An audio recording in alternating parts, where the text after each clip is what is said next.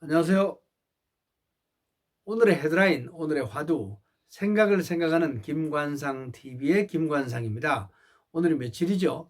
2024년 2월 9일입니다. 금요일이죠. 설날 연휴 첫날입니다. 오늘 헤드라인 뉴스 정리합니다. 귀성전쟁 시작됐습니다. 설날인 내일은 큰 추위는 없겠고 서해안에는 비가 눈이 조금 오겠습니다. 어제 저녁 KBS 대통령 신년대담 프로그램, 그저께였죠. 국민 기대에 미치지 못했지만은 나름대로 만족스러운 수준이었다라는 평가도 있지만은 그래도 제대로 사과하지 않아서 매우 미흡했다, 이런 지적도 나오고 있죠. 윤석열 대통령 국정 지지율 2주일 사이에 6%포인트 올라서 37% 여론조사 결과 나왔습니다. 코리아 리서치, 한국 리서치, 이런 여론조사 기관 4군데가 지난 5일부터 사흘 동안 전국 만 18살 이상 남녀 1,002명을 대상으로 진행한 전국 지표조사 내용이었습니다. 윤석열 대통령 국정 운영에 대해서 잘하고 있다 평가가 37%, 잘 못하고 있다 이런 답변이 56%였습니다. 2주일 전보다는 긍정평가는 6%포인트 올랐고 부정평가는 5% 내렸습니다.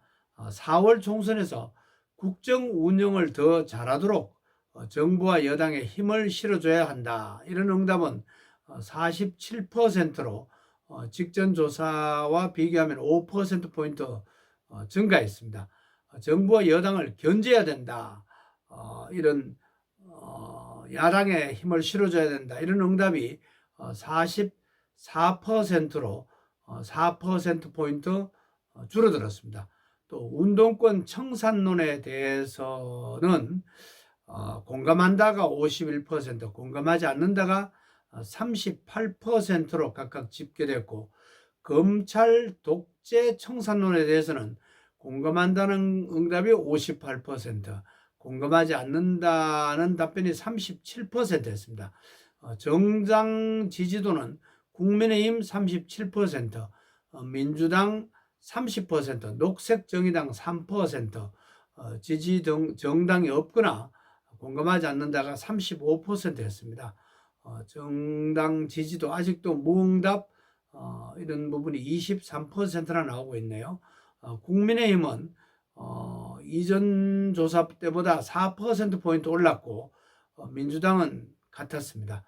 이번 조사는 휴대전화 가상번호를 이용한 전화 면접 방식으로 이루어졌고 응답률은 15.7%였습니다. 표본 오차는 95% 신뢰 수준에서 플러스 마이너스 3.1%포인트였습니다.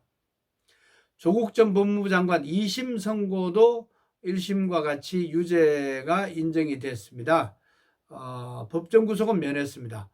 부인 정경심 피고인은 징역 1년, 집행유예 2년으로 감형됐습니다. 수원 냉장고 영화 살해사건 피고인 30대 친어머니에게 수원지방법원이 징역 8년을 선고했습니다. 작년에 쓰지 못한 정부의 불용 예산, 불용률 8.5%, 45.7조 원, 45조 7천억 원으로 역대 최고 규모였습니다. 국세 수입이 예산과 대비해서 56조 원 줄어든 영향이 크다고 합니다. 역사 속에 오늘의 역사, 지구촌에서 오늘 어떤 일이 일어났는지를 알아보고 오늘의 화두를 찾아보는 시간입니다. 오늘의 화두로 하늘의 별을 보면서 조물주의 존재를 생각해보자 라는 말을 던져봅니다. 어떤 일이 일어났죠? 1945년 오늘 해방 6개월 전에 6개월 만이죠. 해방이 6개월 되기 전이었죠.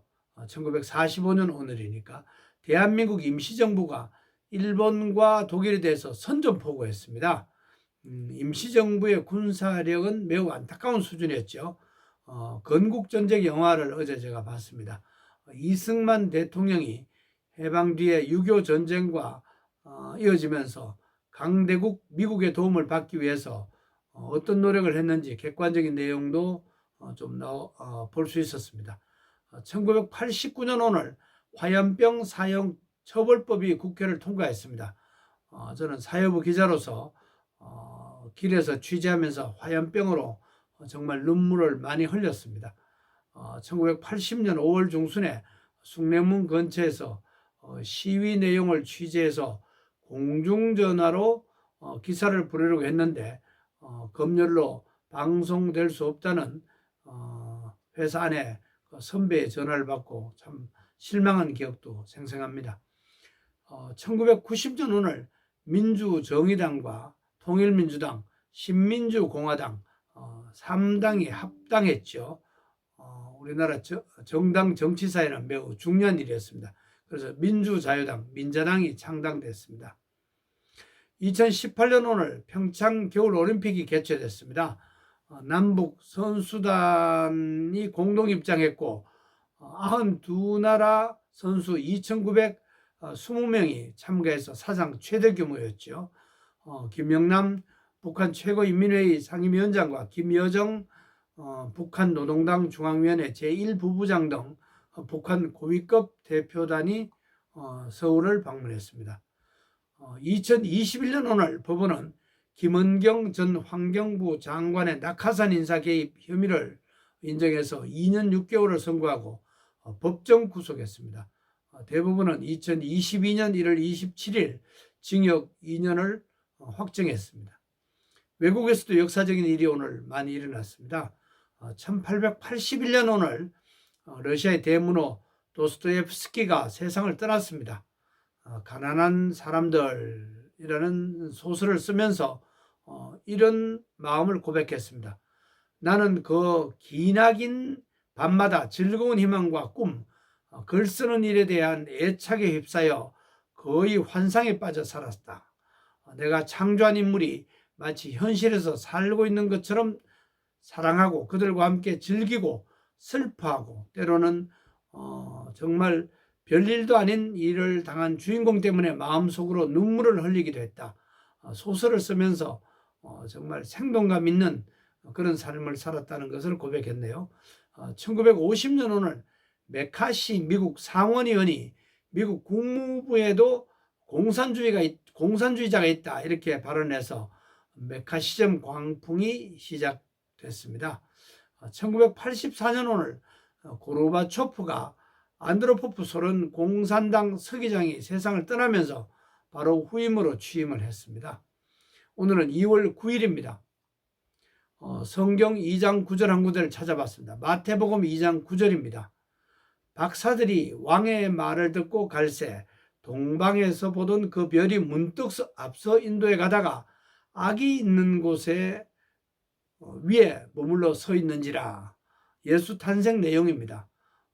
여기에 나오는 동방 박사들 아프가니스탄에 살던 사람이다. 또 지금 이란이다, 이라크다 여러 가지 학설이 있습니다. 신학에서. 이분들은 별을 연구한 분들이었습니다. 조물주 하나님의 섭리에 따라서 별들이 이곳에서 큰 역할을 했습니다. 작년 7월에 저는 미국 서부 예수와 트리 국립공원에서 본 하늘의 별들이 생각납니다. 또 1990년 걸프전 앞두고 요르단 암만에서 유일한 항구 아카바로 가다가 광야에서 본 하늘의 별들 잊을 수가 없습니다. 에디슨 때문에 유익한 것도 많지만 도시에서는 거의 별을 볼 수가 없게 됐습니다. 어렵지만은 설날 연휴를 맞아서 고향에서 별 한두 개라도 볼 수 있으면 좋겠습니다. 이런 별들을 보면서 조물주의 존재를 생각하는 하루가 되면 좋겠다는 말로 오늘의 화두를 정리합니다. 설날 연휴 첫날 건강하시고 평안하세요. 고맙습니다.